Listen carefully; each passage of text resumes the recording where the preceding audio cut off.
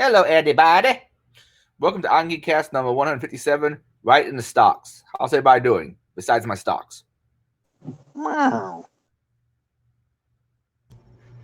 I'm doing pretty good.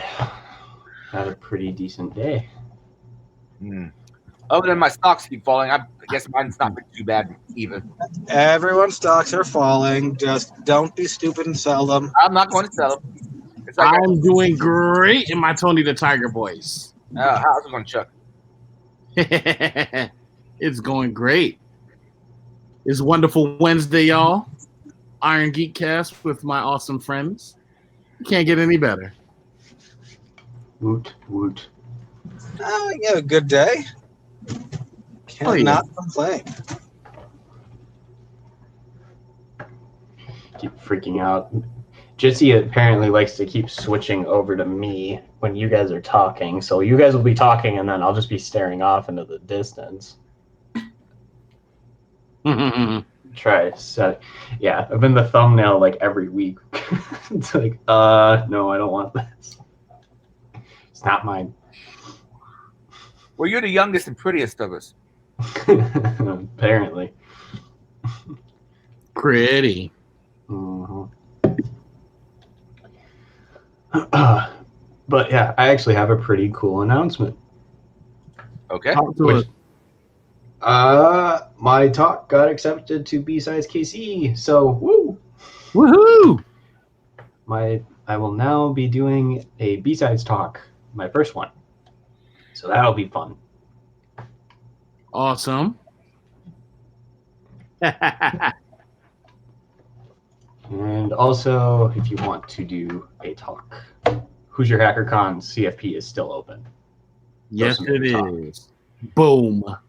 Should be who'syourhacker.com/CFP. Yep, and it is in the show notes for anyone that is wanting to just go and click that link. Yeah, let's put that back in. Oh, thank you. Mm-hmm. I'm thinking ahead, forward thinking. Look at that. Just like everyone at RSA, apparently. Ooh. Just Oh, man. But boom. forward thinking yet. Man. I'm not there, obviously. Neither am I. Me neither. There ain't no one paying me to go. I go to more academic conferences, maybe, but not nearly as many industry conferences. How do you feel about that? It's not bad. Maybe I think about just quitting volunteer work altogether and ignore Irongeek.com and just do a day job and live out my retirement. What? Oh, man. You just dropped an exclusive. But I may not. Who knows? I mean, you've got all that stuff archived, so it's not like... You gotta have something to do. You're bitching about what am I gonna do with that shit? What if Adrian decides to do something bad in the videos? Motherfucker, it's in like 3 different fucking places, and you've had like years to archive it. Shut the fuck up. So I did get a message from a friend a while back about deleting a video that I recorded for them like 5 years ago. Well, not quite 5 years ago, because apparently that's causing them problems. I occasionally get like requests for like, go out and delete this video I did from like 3 years ago, and I'm like, why? I'll go do it. Apparently, some people say some things in the video and it gets them in trouble at work, even if it's something that was said like 3-5 years ago. I'm a bit curious. Like, can you give an example, obviously without naming names, of like what kind of stuff was said? Ask me after the show. Yes. Oh, that bad, huh? Okay. Yeah, so like... Well, I don't even think what they said was that bad, but someone is offended by anything at this point. PR people can be like that, and investigative firms are bragging about how they will dig through anyone's life to help ensure you have the most risk-free employee possible. Exactly, Jason. You can just use YouTube-DL. Yeah. But it's also pretty much everything I've ever done is on archive.org. I'm pretty sure. Yeah, it is there. Everything that anybody's ever done is on archive.org. I think I've been using BitChute for the last 2 years or so. Maybe not. Nah, it may not be quite 2 years yet. Sometimes sometimes I be having moments, and I just go back to neworder.box.sk just to kind of relive it. So I'm a little curious. So, like, how much does Irongeek.com cost to host a month? Oh, not much, man. I think I pay like $150 a year. That's not bad. Wow. No, that's not bad at all. See, anymore, most of my hosting costs early on, most of the videos I watched mine were those flash videos of mine, and that ate the fucking bandwidth up. Like, so someone volunteered to let me have some of their hosting, and I was like, okay, we can't do this for much longer because this is too much. But anymore, most of the high bandwidth content is all on YouTube. Right. I was about to say, I'm like, that makes sense because you could just like integrate everything in between YouTube and just upload everything to archive. Right, and BitChute automatically should archive everything from YouTube to BitChute. So now it's in 3 places. So what the fuck do you want? My one kind of complaint about that is Google will kind of catch your site for searching for obscure videos. Google does not really do archive.org. And I'll be honest, archive.org search engine's not the best. Okay, yeah, okay. I see the point on that, yeah. But it's out there if you look for the name of the conference, though it doesn't necessarily easily find the video. I accept that is true. I mean, a lot of it kind of comes down to, like, if you're going to find something, you're probably looking for a specific topic. That's at least how I have perused through DEF CON, Black Cat videos, your videos, every B-sides that's ever existed, for that different stuff. Like, it's usually the topic that interests me on a talk. It doesn't matter which con it's at. Because there's some cons that I'm like, oh, I've never heard of this one, and they have an amazing talk. Because it was the topic that I was looking for. So, I don't know. Also, a lot of it is now, I feel like companies are starting to move to having, or at least pen testing companies and MSPs are moving to having the company sponsored training, but that's also a very small group of them. Yeah. Which is nice. It's always good if somebody sponsors something. Mm-hmm. All right. What am I going to listen to? I'll just keep dual core. Okay. Anyone? Darren, how are you doing this week?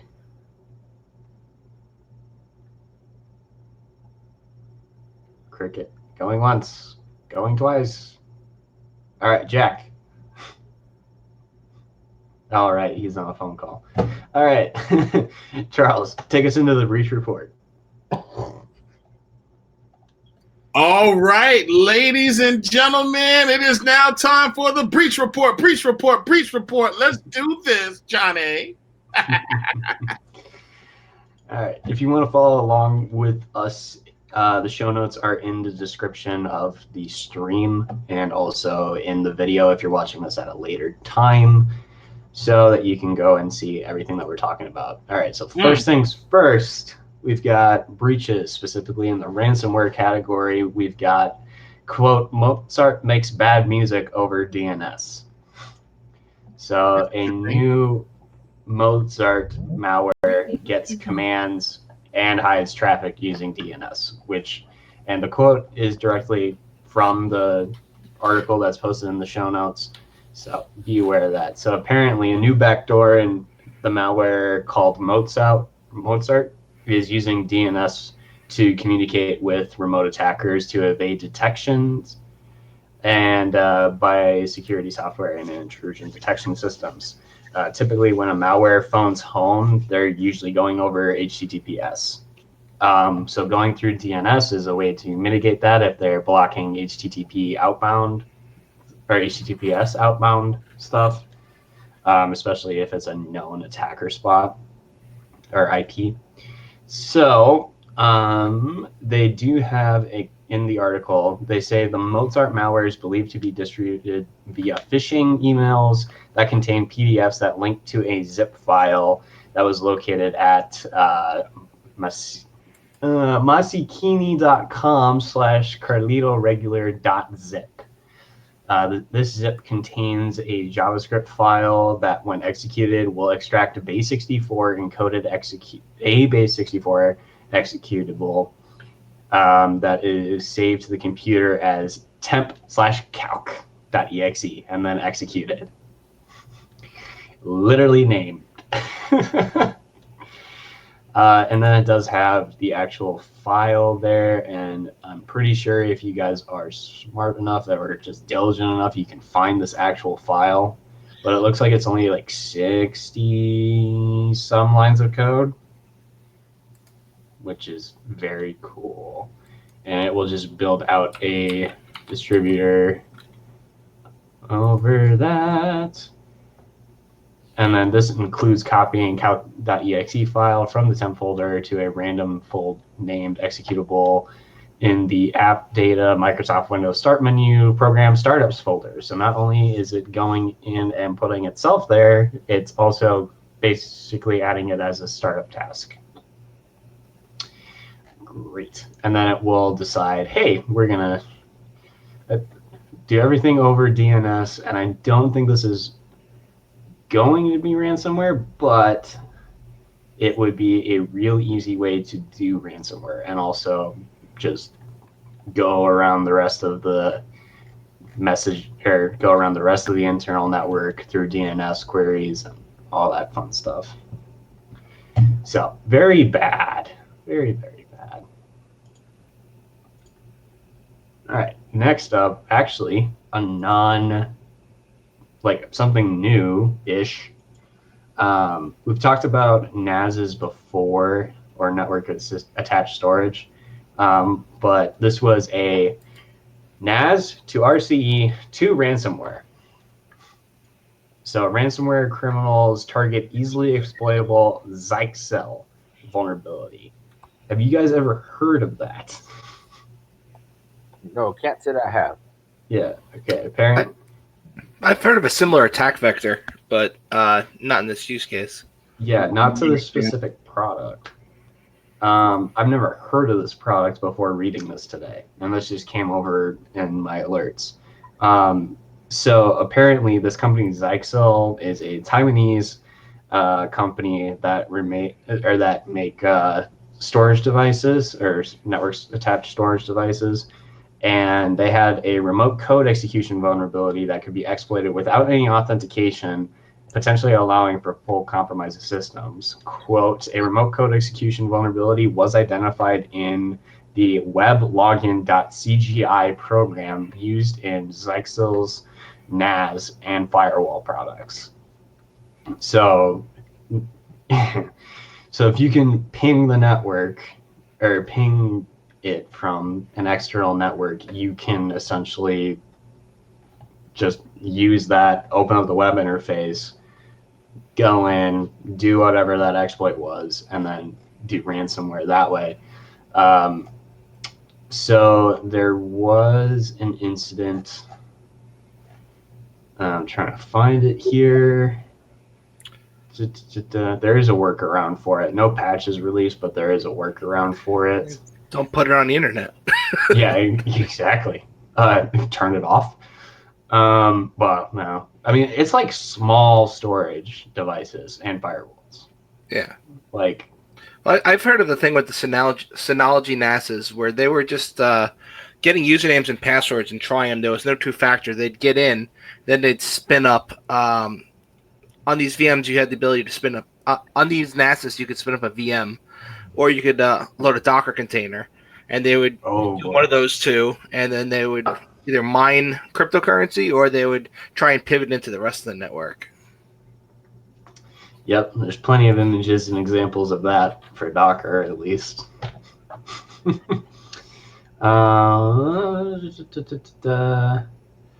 InfoSec journalist Brian Krebs reported that security researcher Alex Holden had found exploit code in cyber criminal forums for sale for $20,000 in USD. And apparently these articles have been lying to me about these being ransomware because these aren't actually ransomware things. There's no breach posted. So you put it in the wrong place in the show notes. Pretty Damn much. you. Yeah, pretty much. You should have been talking about this 20 minutes from now. Yeah, right. Anyway, Damn you. but this is a way that if you have this on the outside of your network, this is a way that is known and also pretty easy to script. So any initial entry point can lead to ransomware, depending on other context as well. If I'm being optimistic, to say I can't believe they were charging $20,000 for the exploit code. That's a lot of money for that kind of exploit. Well, I mean, also for like a very, I'll have to look it up later, but also for a very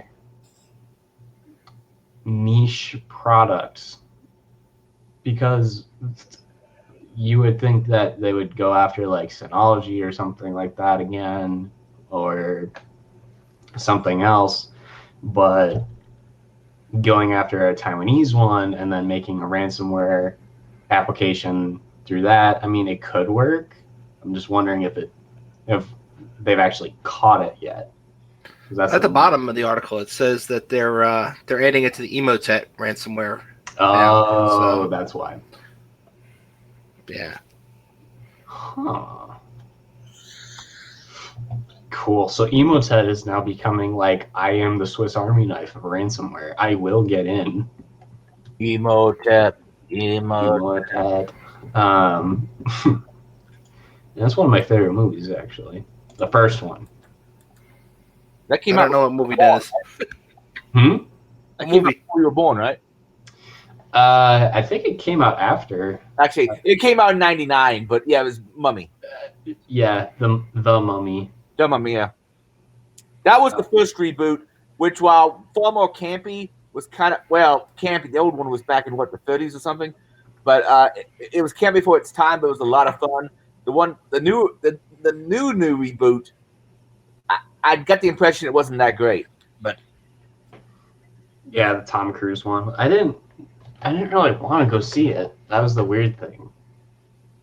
It just didn't look intriguing. And they were trying to push for a Monsters Universal Monster Extended Universe or something. Yeah. Yeah, like an MCU. But they wanted a Universal Monsters universe, a UMU.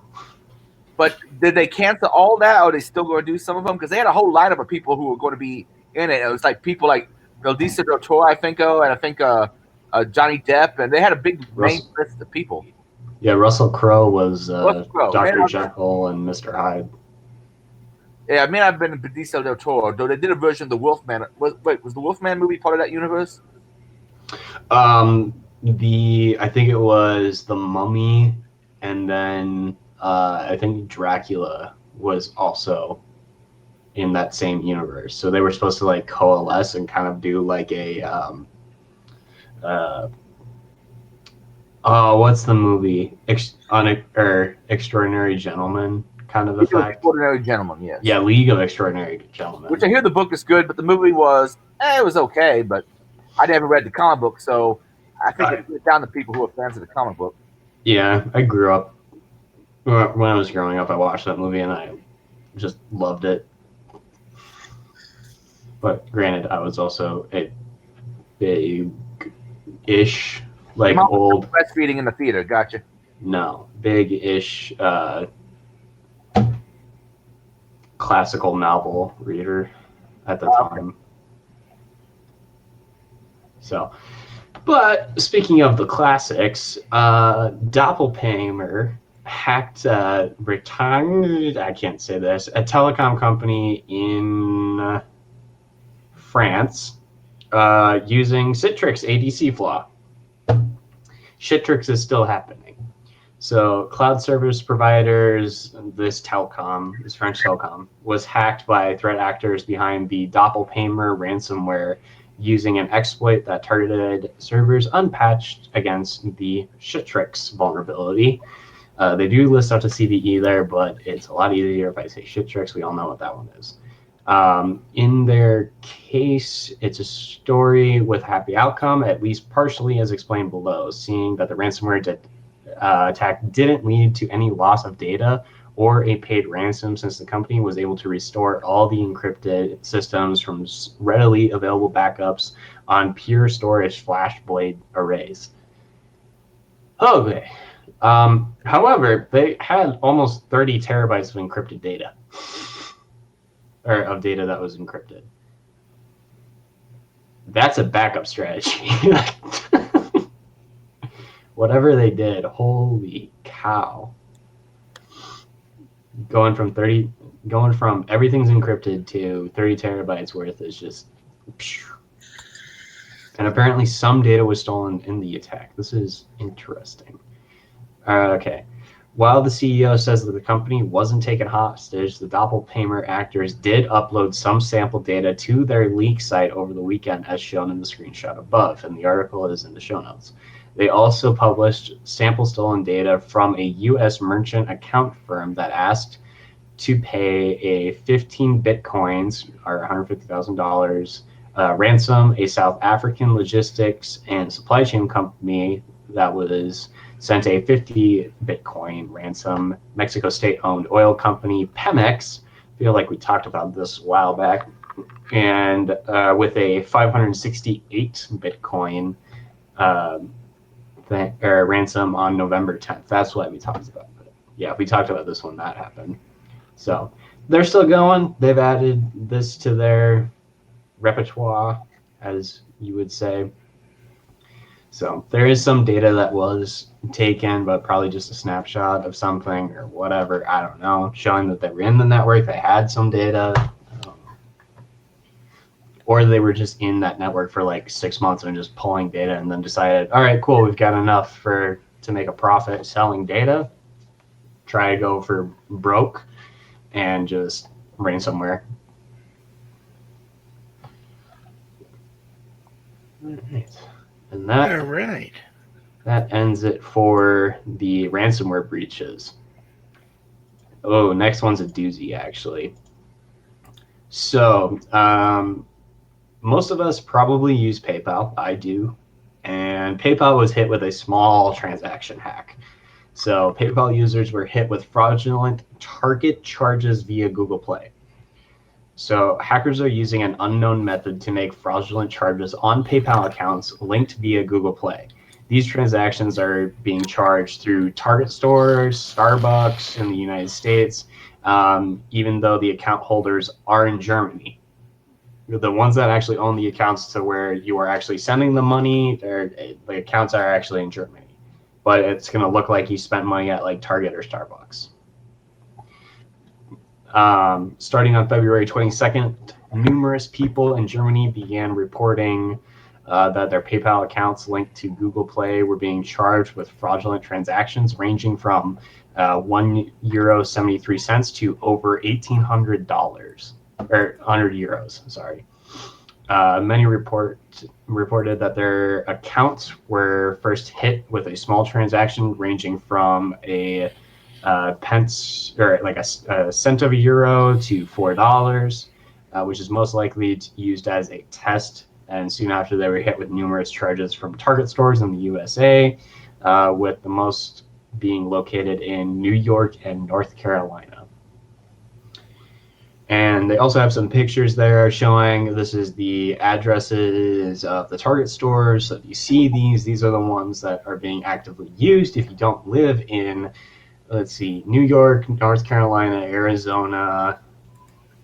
New York, North Carolina, and Arizona. If you don't live in those states and you see something randomly pop up there, lock down that account. And also tell PayPal to get it fixed. So today, users in Germany, Google Play, PayPal, and the Target Hack 2020 victims Facebook group have stated that PayPal has begun refunding these fraudulent charges. So there is a way to get them. You just have to tell them if it does happen. And there hasn't been an update on how they were able to do this yet. It was magic. Yeah, maybe. Trying to see.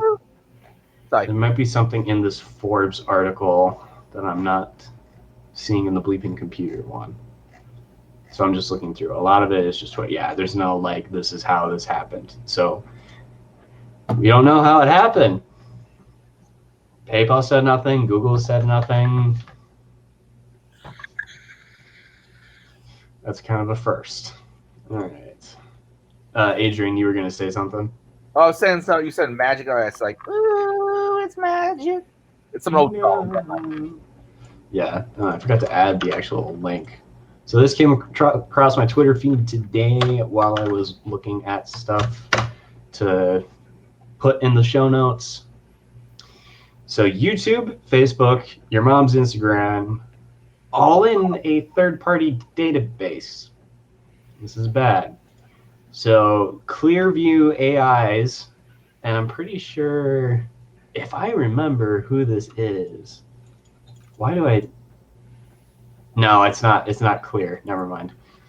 For a second, I thought it was like the guy, those kiosks that you see that scan your hand at airports.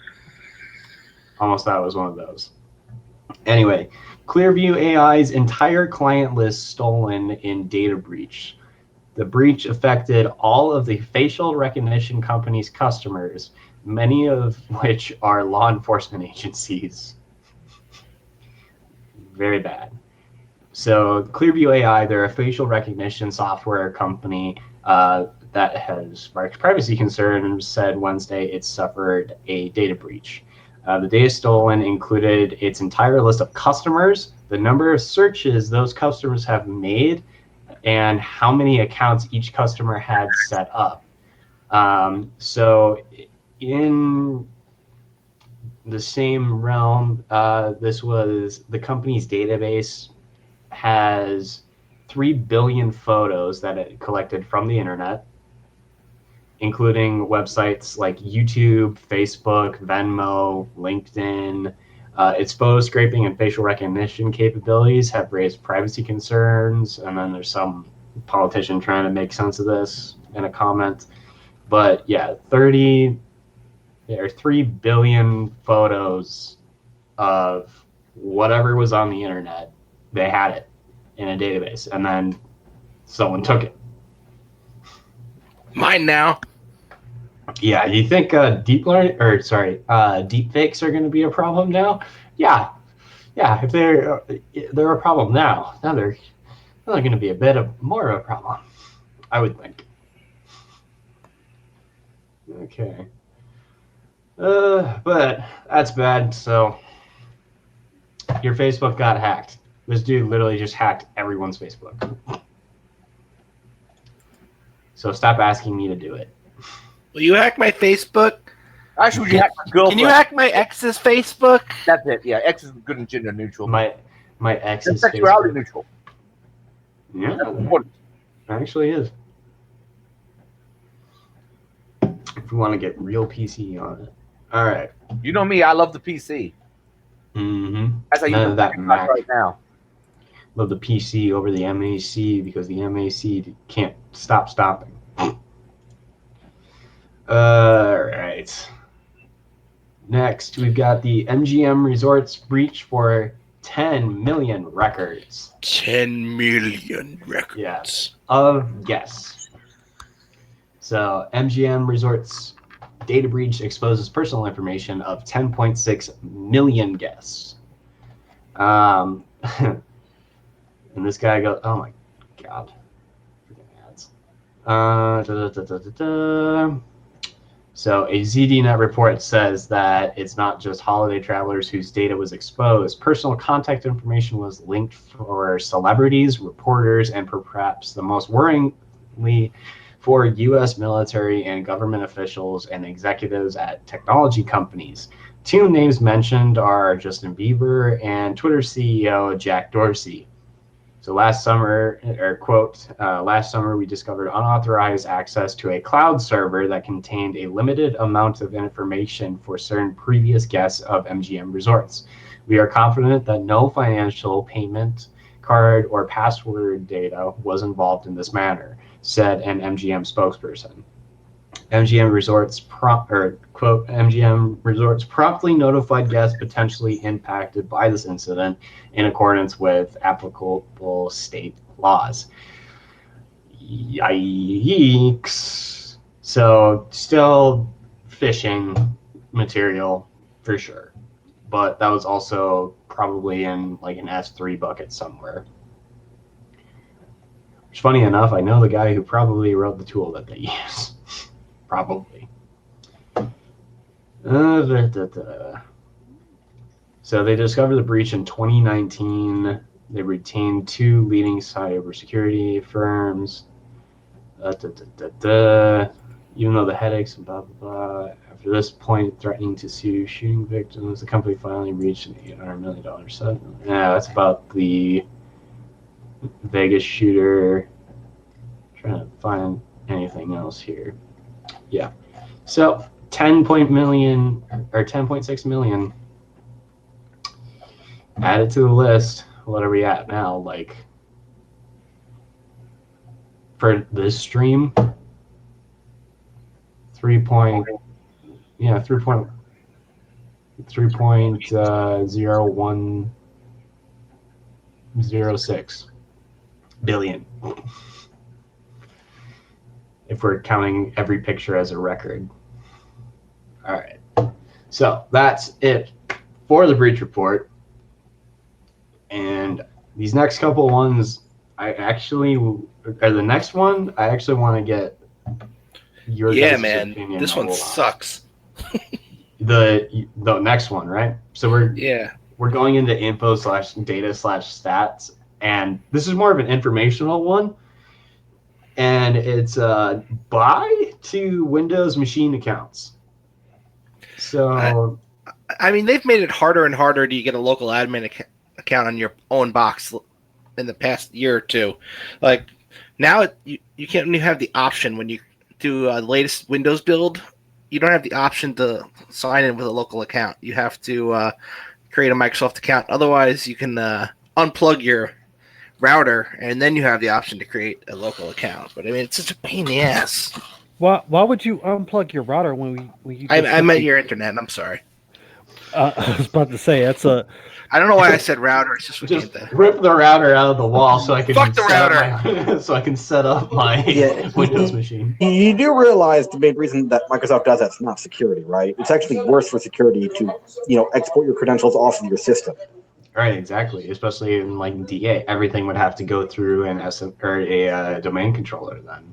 In a corporate environment, you wouldn't have the option of having it just be a machine account. Like this machine can only be used by X person, and there's nothing that they need to access through Active Directory. So, well, it's all a pitch to move everybody to the cloud and use their Azure infrastructure. It's partly that, partly like one of the biggest barriers to getting someone to buy your product online, getting them to make an account for the whole suite of products. And if you mandate or make an account, it's supposed to remove friction from them buying other Microsoft products. I also think they want to be able to tie all their telemetry data to an account that's got an email address, so they can tie it to a person. Yeah. That I actually was not thinking about telemetry. That's a good point. Also, that and other like company data, like especially with like company data and stuff like that. Well, that worries me. That does remind me. I had some like on Twitter a while back, like a few months back. I had someone who claimed to have been on Microsoft team who had designed, determined how much telemetry was enough, and he didn't really seem to understand why anyone ever complained. He said, "We made sure this is the minimum amount that we needed to collect." And he generally seemed to be unable to comprehend things such as it took you months and a lot of public shaming to get to this point.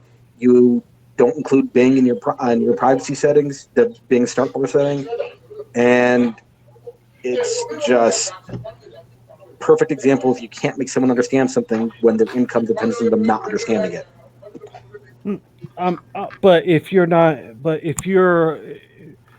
if you're a SOC and your network teams don't know how to block out that telemetry data, then I guess you might want to get a new SOC. Hey, don't. I admit I've SOC not doesn't looked at get the to telemetry filter shit on the data, network. You just but watch what's happening. I would imagine it uses Microsoft's Azure to send that data. So how the hell would they block it? Block all of Azure? No, you just block the specific telemetry domains. I mean, if you give me like 10 minutes, I can tell you I can tell you which ones to block, but it's not necessarily the whole Microsoft domain. It's essentially I one have a hard time subdomain. believing that, these people. I admit I never actually bothered checking.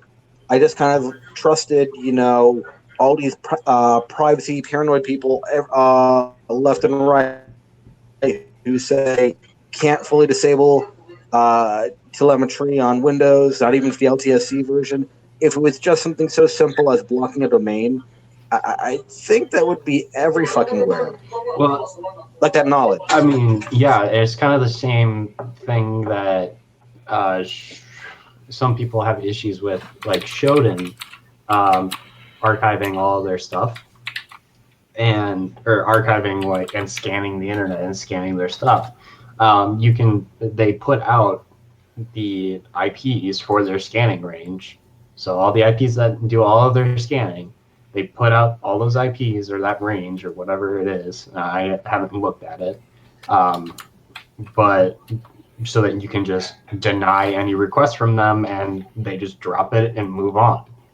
If There's it's any of your stuff. a tool called Shutup10 that does all that on a local machine. It kills all those telemetry domains and just makes it so I think it uses the host file, honestly, but it makes it so the computer can't talk to them. I put a link to it in the show notes. Dope. I actually want to take a look at that. I've heard that's not very reliable and some telemetry data still get through. But then again, I'm not a reverse engineer. I do not know enough to really know what does or does not work. All I know is if there was a silver bullet, I've not seen people talk about it left and right, and it can't. And for one, it would. You'd think people would stop complaining so much about the horrible privacy practice of Windows 10. Well, yeah, and with what I've seen from the little amount that I've looked into just exploiting things within the Windows 10 in terms of okay, what happens if I change the host file for this domain that I'm seeing through Wireshark? What does that do? Well, it's now I can't see the weather. Okay.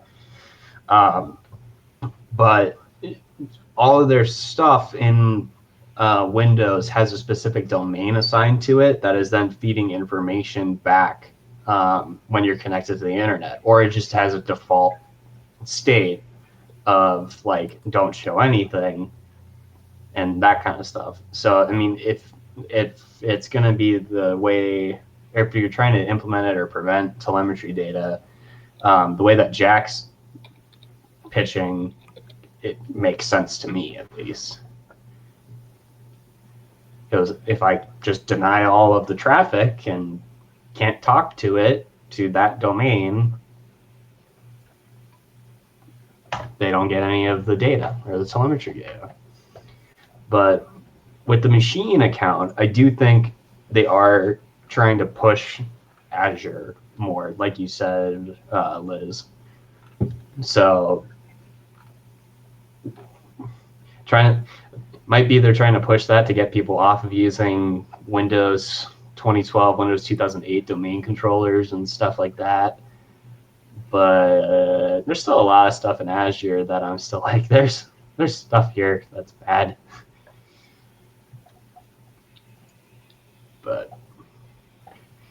But think of it as a consumer too. If I want to just have a gaming PC that I'm not going to just it was only for gaming. I don't want to have it be able to have an account. It's just going to be this is my gaming PC. This has nothing to do with my Microsoft account. This has nothing to do with this. But Microsoft wants you to buy your games from the Microsoft Store. So, all right, that is also a good point. So they've been they released their streaming service or game like management service at the same time. It's essentially Xbox.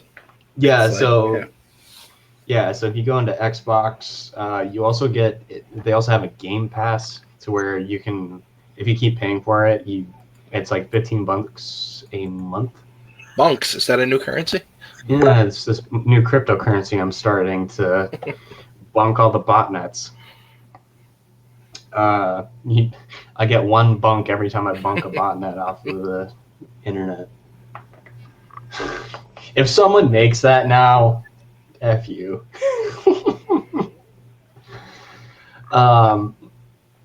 Yeah, if I just don't want that stuff, just don't want it.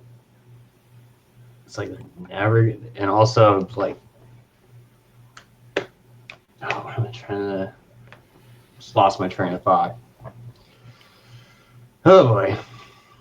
Also, there was a study. We'll keep in the Windows world here, but yeah, they're using Watson. Lol. All right, now I have light again. All right, so the next up is Windows vulnerable machines that are on the internet right now. So according to the 2020 Global ICS and IIoT Risk Report by OT security firm CyberX. CyberX. Yeah, can we come up with better names, please? How about something like a 90s comic book artist came up with? Shadow Corp. Umbrella Corp. Like ask Rob Liefeld to draw your feet and hands. Right. I don't know if you all who know who Rob Liefeld is, or Liefeld. Heard the name, don't know. He draws your feet and hands. He's not good at drawing feet and hands, and his proportions are off. And granted, he's a way better artist than I am because I can't draw for shit. But for a comic book artist, he draw. Let's put it this way: he was one of the first people to draw Cable. I think he was the first person to draw Cable. Before that, there was only Antenna. Fuck it. Anyway, off topic. Sorry. No, that's fine. That's why people watch mostly. Anyway, these guys looked at basically the entire internet or whatever data that they were able to get their hands on, whoever participated in the survey, blah, blah, blah. So in this report, they looked at unsupported, unpatched, and unprotected Windows operating systems, including Windows XP, Windows 2000, Windows 7, and Windows 7 that now account for 71% of their sites that were examined. I don't see why I can't just keep using Windows 7. Or Windows 2000. Windows 2000 and XP I kind of get, because a lot of the manufacturing stuff, like they're looking at, it also in the article says that they're looking at energy utilities, oil and gas, manufacturing, pharmaceuticals, chemicals. A lot of that equipment can only interface with that of application, and that application might not have been updated, might not be able to run on other stuff, or they haven't tried, or they tried it. And the XP embedded shit, that's not going to run anything else.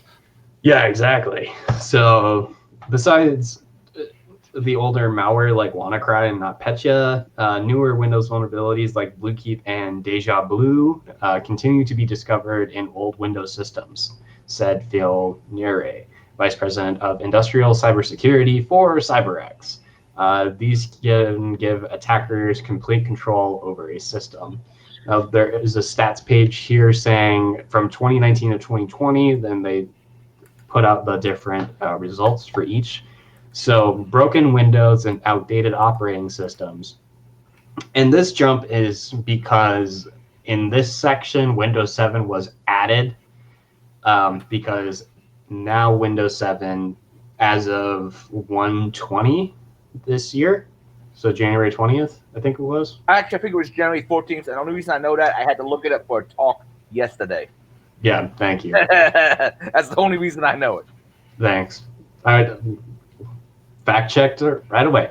January 14th. So when they ran this, there's a huge jump. So they went from 53% of what they observed to be outdated operating systems, and that's just that's Windows 2000 XP.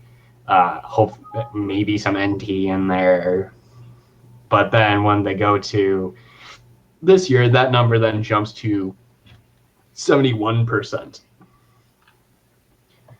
And if you're hiding in plain sight, meaning, or in the spreadsheet, they have this thing called hiding in plain sight or unencrypted passwords, where last year it was 69% of the observed systems had unencrypted passwords.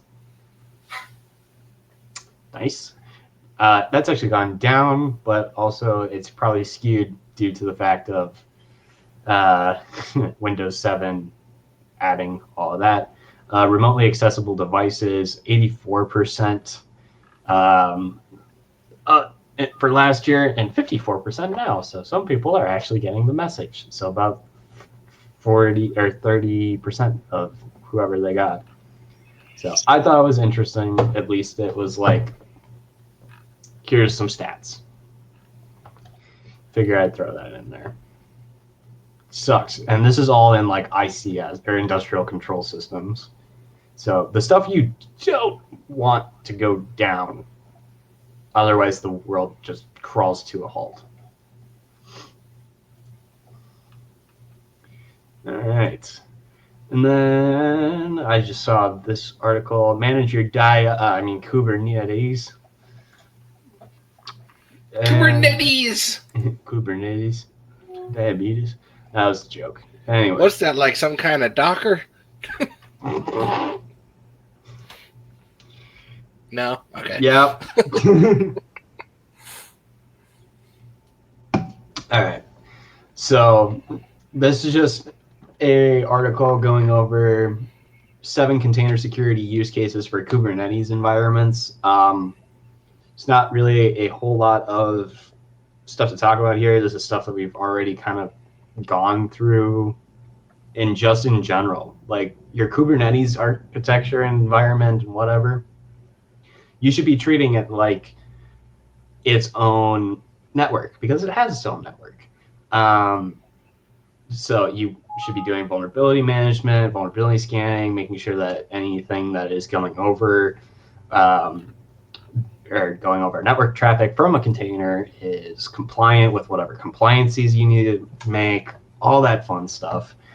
So it goes through a couple of these. So big things are, I won't go straight into these in detail, but vulnerability management, visibility, being able to see like what is this user able to do if this box or if this container gets popped. So if a container gets popped and they're able to see the entirety of your Kubernetes infrastructure, very bad. And because you can just interface with it via Docker, which is what Kubernetes runs.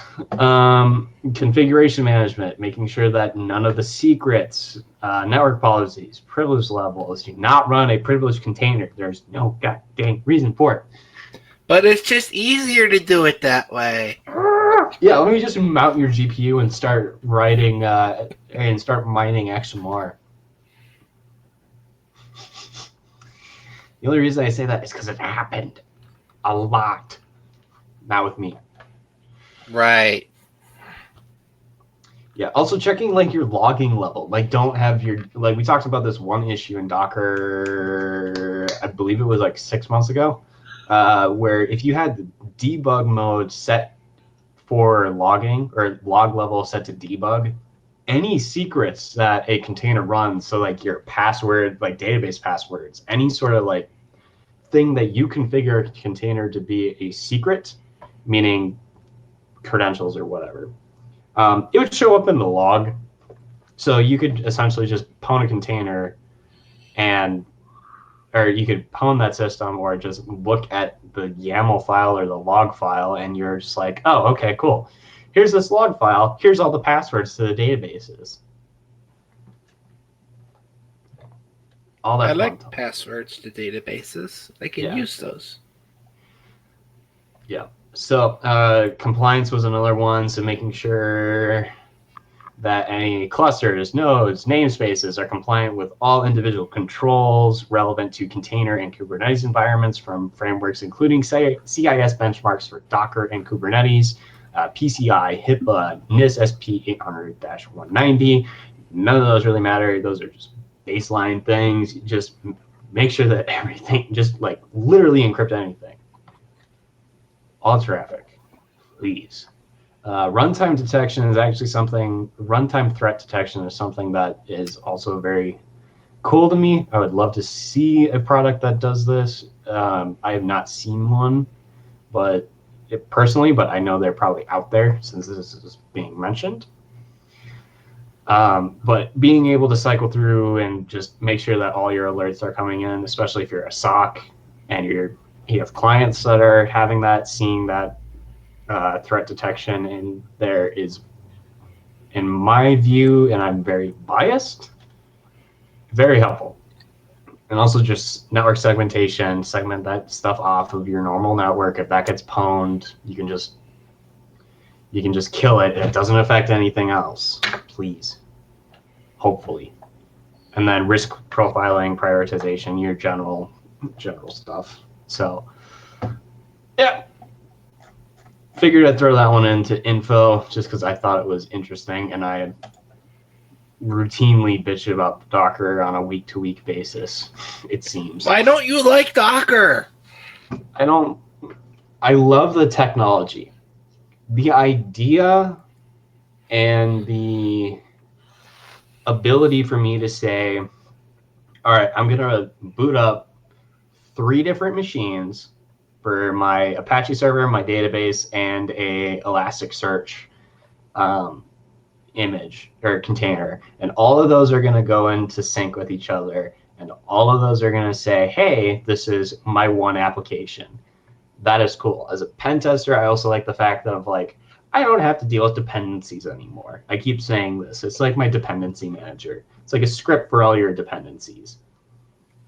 By the way, you could actually run Python 2 inside of a Docker container to run all of your other tools, which is kind of nice. Or you can use pipenv if you wanted to do that. Interesting.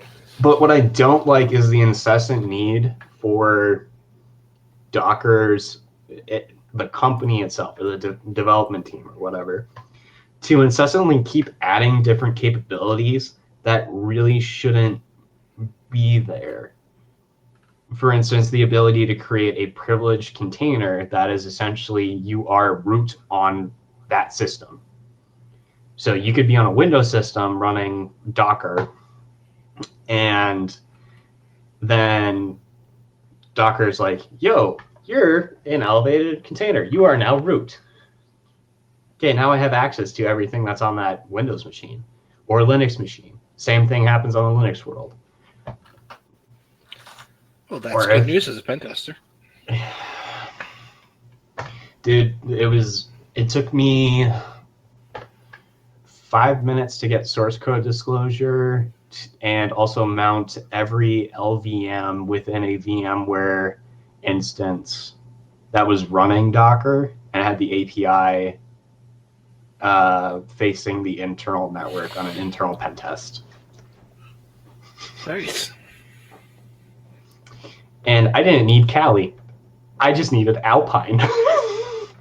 It's like, which Alpine is like 100 megabyte, or yeah, it's like 150 megabytes, and it's a full Linux operating system with the package manager.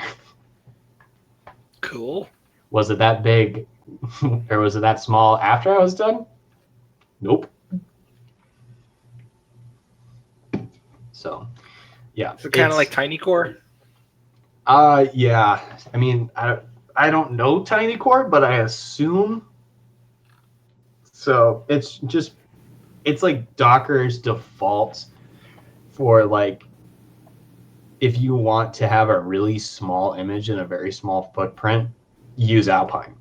But then there's all like the other Kali. I wrote one image that pulled down every single tool in Kali and installed all of them to a container. Guess how big that container was? 1.5 gig.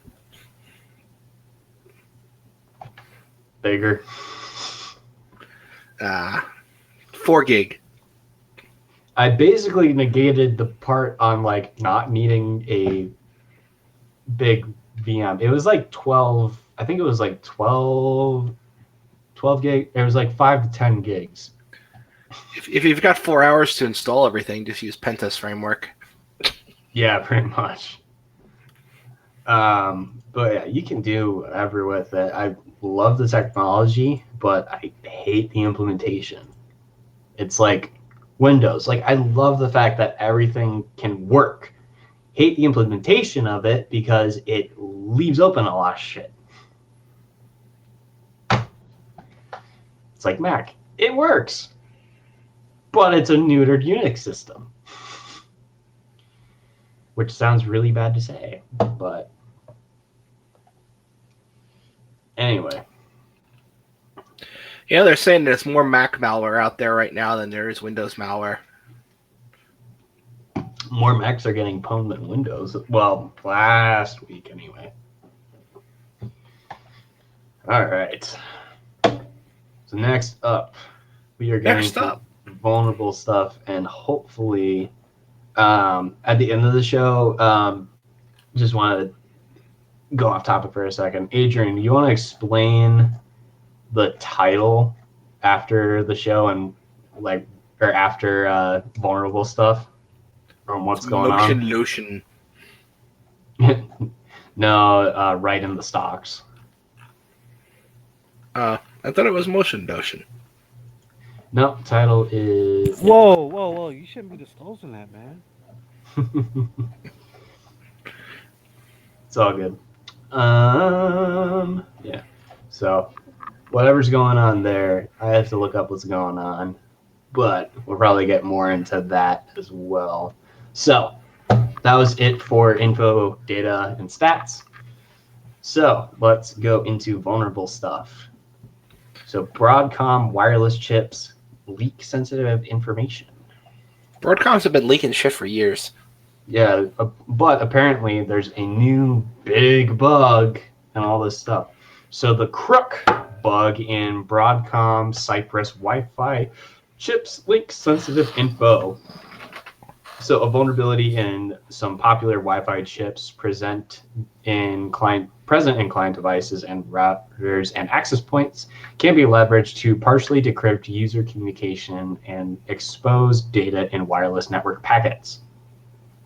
The flaw received the name Crook and was identified in components from Broadcom and Cypress, which are integrated into mobile phones, tablets, laptops, IoT gadgets. Broadcom chipsets are in everything. Yeah, I'm pretty sure I have one on my badge from last year's BeatSides. Yeah, KC. Okay, so apparently the way that they did this, so the researchers at security company ESET, who found the vulnerability, explained that the exploitation leads to unpatched devices to use an all-zero encryption key and encrypt part of the user's communications. So Crook is now identified as a CVE, blah, blah, blah.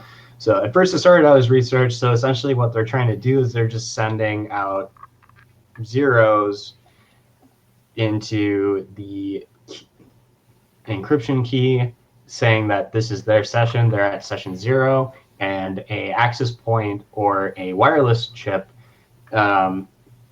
in whatever device that you're using is going to send back that data or just use that encrypt that. And this is going over DNS, ARP, ICMP, HTTP, TCP, all that stuff. So you can be getting some sensitive data being stolen that way, apparently.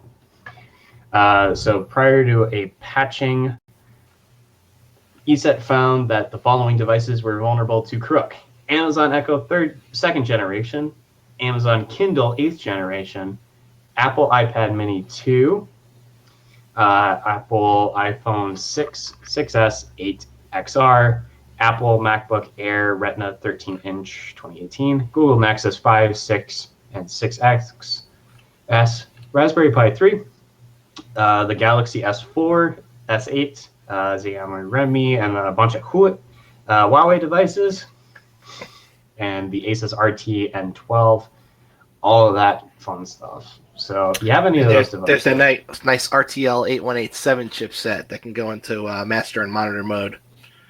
There's that one too. yikes. I like that one. Yeah, we found out that our work laptops, we could actually set the integrated wireless chip into monitor mode. No, that's nice, dude. Yeah, so we could actually, like, I could set one to one band, and then I would have another thing there. So I don't even have to have an antenna. It's not great. It's not great, but What brand? ThinkPad. Really? Yeah. The ThinkPad. I have a older Lenovo ThinkPad, and the integrated chipset does not go into monitor mode, and you can't swap out the card for anything else because it only works for like 2 different cards that were manufactured at that time. Gotcha. They have something special written to the header on the Wi-Fi cards that are in the Lenovo laptops that make it so that they can be used and recognized by the BIOS there. But other laptops don't do that. You can just swap out the card for any other one. That's interesting. Yeah, the one that I've got is the Lenovo P52, which is their work, or like their high spec business model. Just super nice. I love it. But yeah, so if you can patch it, I think there is a patch out for it, or maybe not, because this is something that is pretty low level, I would think. You have to do a firmware update, and assuming they even put one out for your device. Yeah, because then you would have to do your device, the chip, and make sure that the vendor will actually let you put out that firmware. Yeah, it's a bitch to patch. Wow, that is holy. But my Raspberry Pi 3s are, well, no, I've got, is it Raspberry Pi 3, like just 3? Because there's 3A, 3B, or wait, no. Am I going crazy here? I don't know. I'm building a early warning system for when the boss comes in the office with my Raspberry Pi by monitoring the SSIDs that are being probed from his phone. Essentially, when it sees his home network getting probed, well, broadcasting for his home network, it is going to do an audible alarm.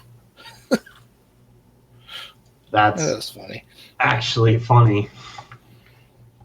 That's actually interesting. Well, I mean, that's actually in consumer devices right now too. So that's cool that you're able to build that.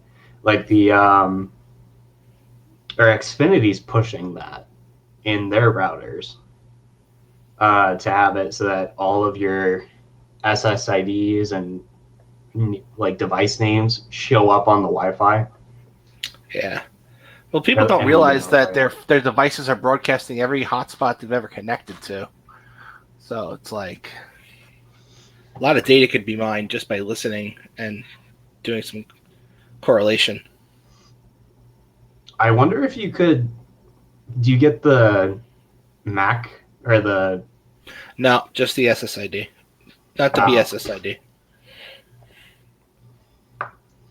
Because I was gonna say, if you could engineer it to have engineer a device to just say I am this, and then also try a bunch of BSSID strings quick enough.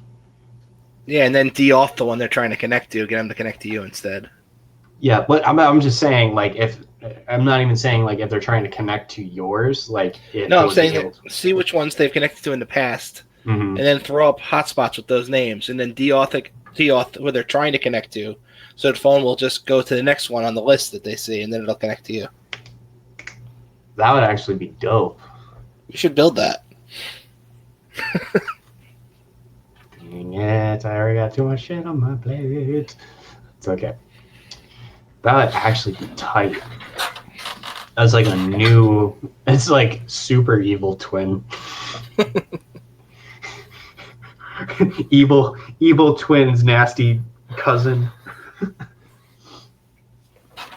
Yeah, I'm sure we could find a cool name for that. We could probably make the pineapple do it, no problem. Evil. It's probably got most of the shit built in there to do it. Impersonate evil. Attack. I like that. Yeah, that would be. Kind of want to build that now. Have to write that down on my checklist of things to try and exploit.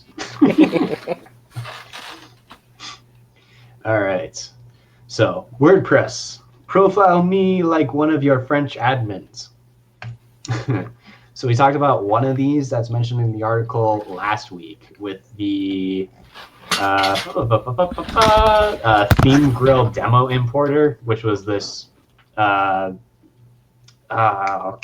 was this theme importer so that you could get your WordPress themes loaded up from like whoever the heck wrote them and or whatever like that. Apparently, there was another one that is called Profile Builder, and these two in conjunction. First, within Profile Builder, a flaw allows an unauthenticated user to gain administrative privileges. So these two together, apparently these are very, very well used and very broadly used in different blogs and stuff like that that utilize WordPress.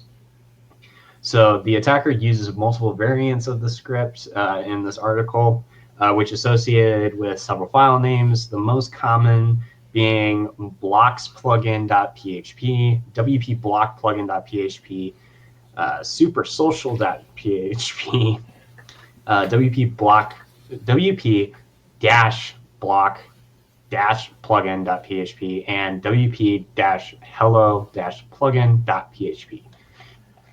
And they are buffer overflow exploits that are shown in here. And I will actually just share my screen. Go look in the show notes, you'll find it. So there's a buffer overflow exploit that's shown there. That's just a bunch of PHP code that says post to this spot and do all these characters, please. And also add whatever this hash is and whatever. So another player with a larger list, more sophisticated attacker identified by Defiant is Solar Salvador 1234, named so because of an email address used in the request leading to exploitation. Besides the two plugins targeted by Tony Redwall, this threat actor also has Duplicator on the list, a WordPress component with over 1 million active installations that allows cloning and migrating a website from one location to another.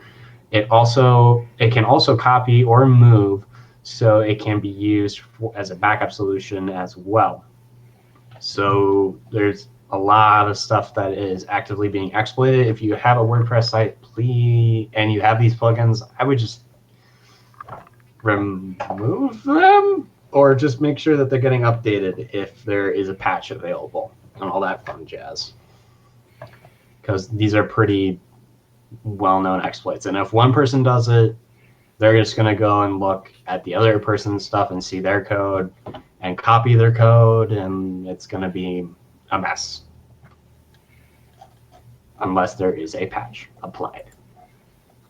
Patch everything. Mm-hmm. All right, and a little bit of a shorter week for vulnerable stuff. So that is it for vulnerable stuff. We have some other stuff here. I did not post this one. So MITRE has released version 4.0 of the community-developed common weakness enumeration list. Oh, I even forgot to put in the vulnerability summary.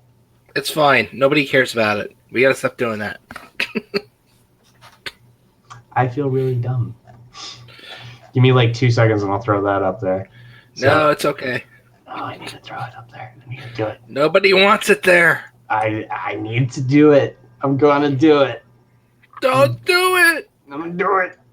All right, throwing it into the show notes. Every week we throw out a vulnerability summary from CISA or CISA, and this goes over all the vulnerabilities that were found and disclosed this week. On the top, a Apple Mac OS X vulnerability, curl before the version 7.49.1 in Apple OS X, and before another version allows remote or local attackers to execute arbitrary code. Mac OS X, they're giving it to you. All right, so I'm just going to throw that there. Put that into a summary. Why is it showing that changes? That's interesting.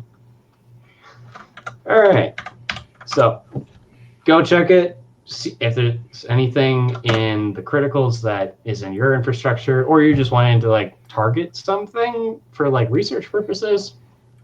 Go for it. It's right there. So, all right, like I was saying, and other stuff, MITRE has released the version 4.0. What in the world did you do to my show notes, Trez?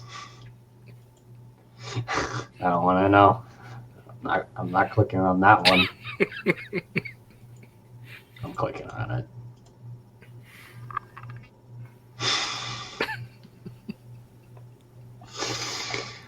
The only reason I know what that is.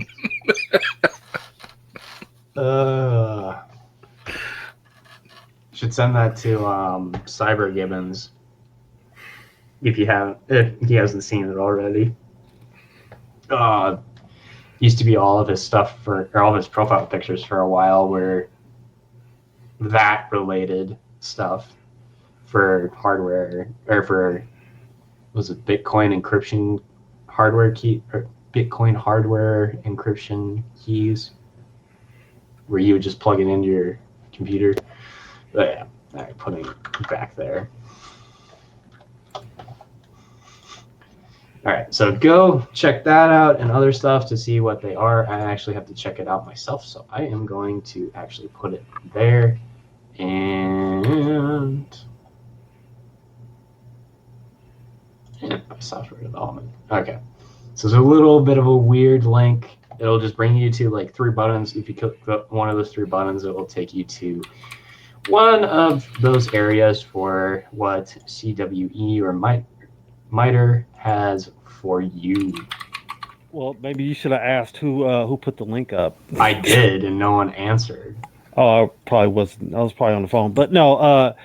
It's because earlier this week I was in a meeting with a bunch of developers trying to get them to understand why they needed to clean up their code. They told me that I needed to fix it, and I just threw that link into their faces and said, "You fix it." And this is why, because you make yourself vulnerable and so on and so forth. And I just thought it'd be something nice to put out there, because after all, your tax dollars go to paying for all this research, so you might as well put it to good use. Bug bounties galore. If you look at all of these and you're like, hey, maybe I should add this to my bug bounty script. So I know you guys have scripts. Yeah,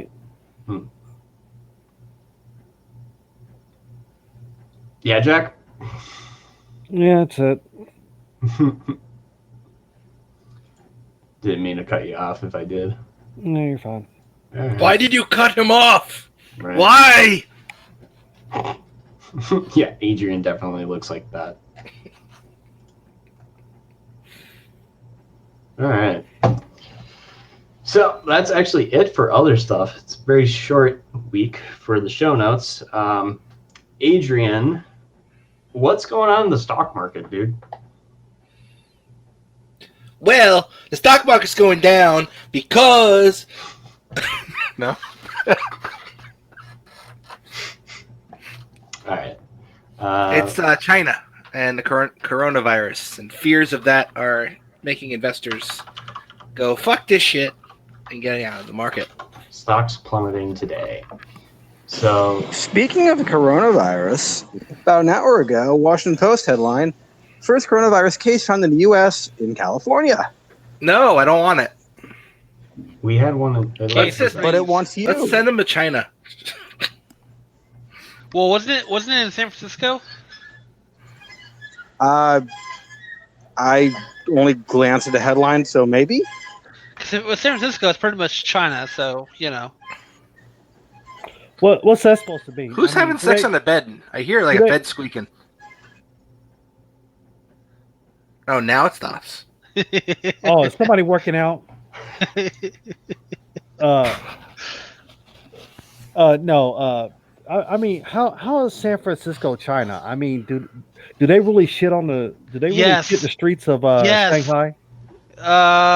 Probably. I mean, there is the argument that, you have to apparently identify yourself and give away your identity and what time you poop in some stores in San Francisco. So in that sense, that's a different kind of hellish world of surveillance.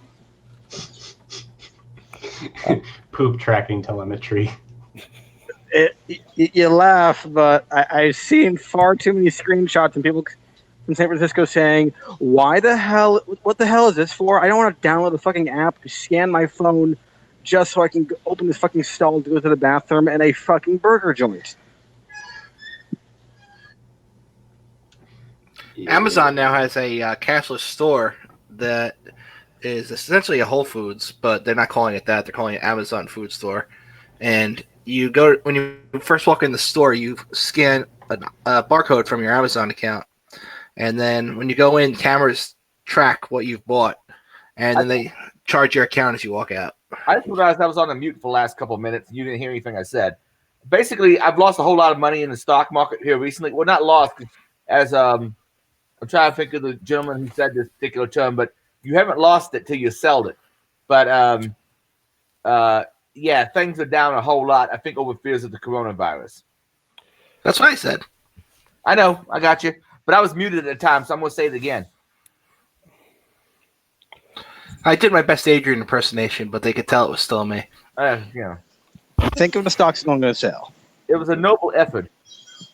Well, I mean, stocks have ups and downs. It's a hill. I mean, it'll It's eventually been go pretty back bad up. down.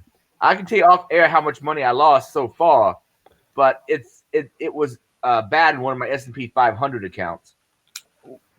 Well, I mean, as long as it wasn't like one of my 401k accounts where I got completely wiped out. I bought a whole shit ton of Bitcoin and other cryptocurrencies the other day yesterday because it went really down. Like it dropped 10% or more on some cryptocurrencies. I'm like, I'm getting in now. I know it's going to go back up.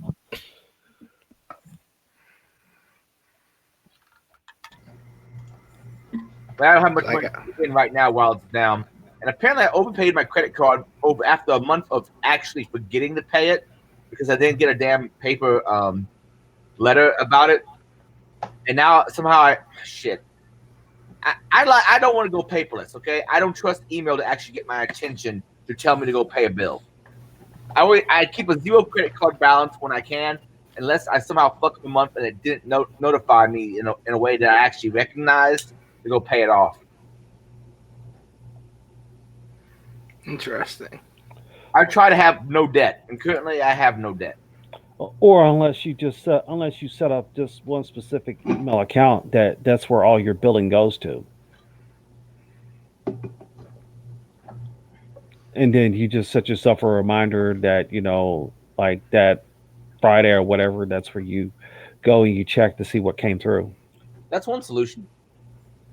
Mine, I just like a piece of paper. A piece of paper that sits on my desk until it's time for me to say, oh shit, yeah, I need to take care of paying this.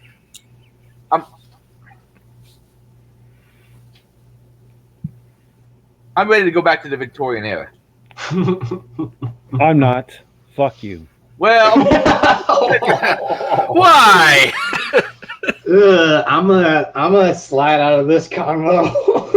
I'm not willing to go back to the 700s or 800s either, but, whatever.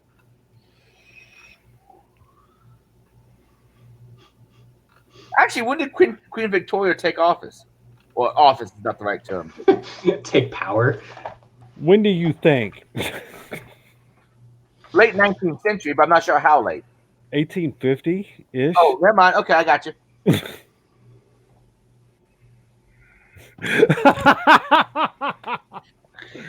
I'm on the same page now.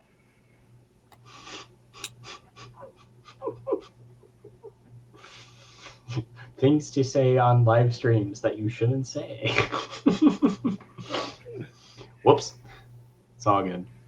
Me too. Oops, there it No, is. it's just funny to me. That's all. Yeah. Thank you guys for having great senses of humor. I don't have one. I just borrowed it from Adrian. Oh my god. All right. Yeah, but that's the reason that it's called what it is because I just looking at the stocks right now and I'm like, shit.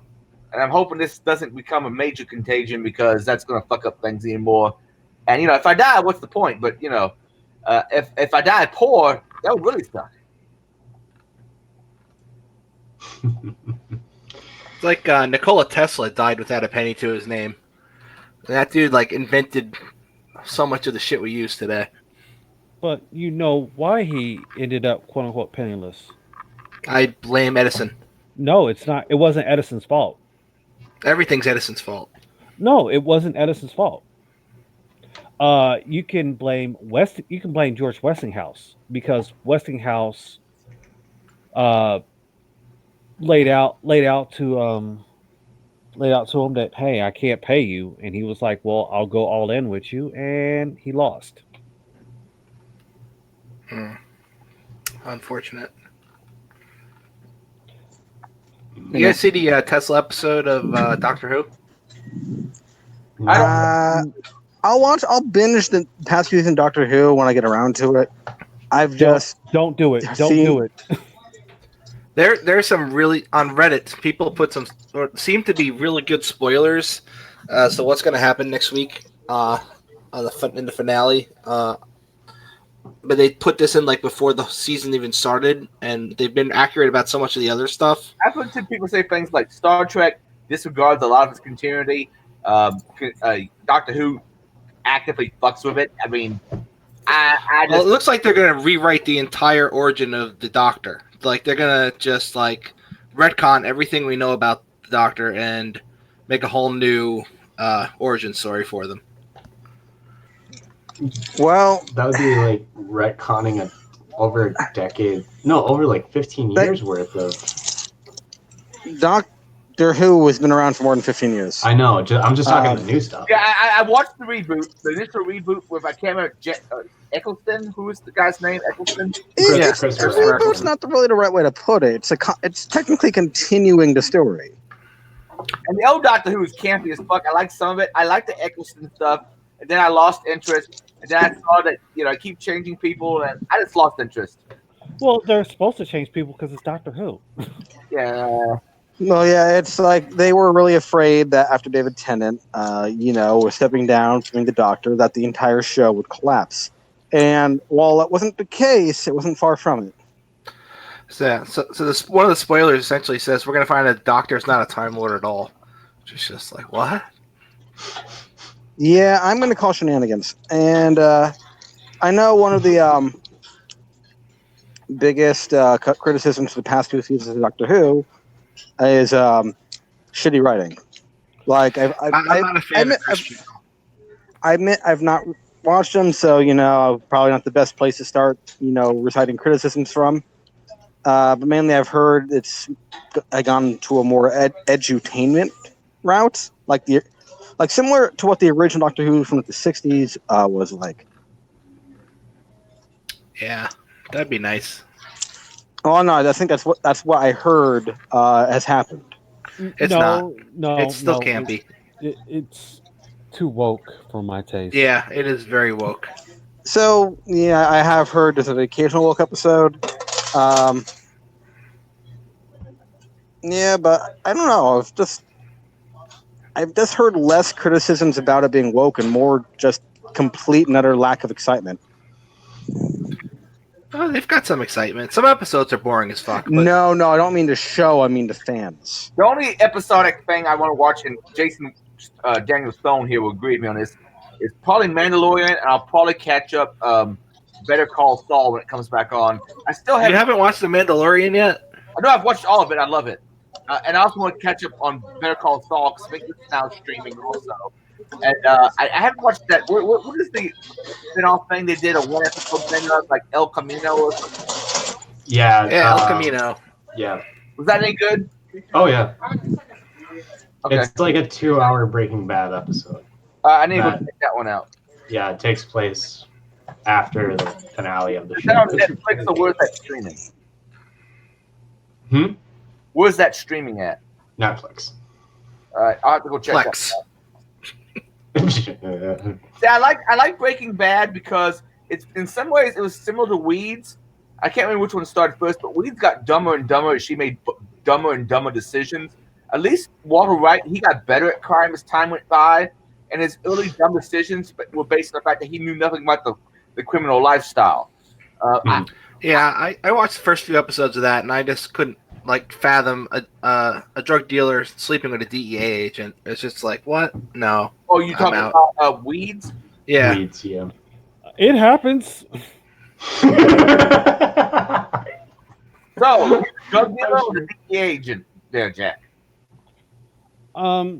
Both. I mean, I knew somebody who was banging out a cop. I knew somebody who was in the rug industry, and they were banging out a cop, and yeah, that cop was leaking information to him. It happens.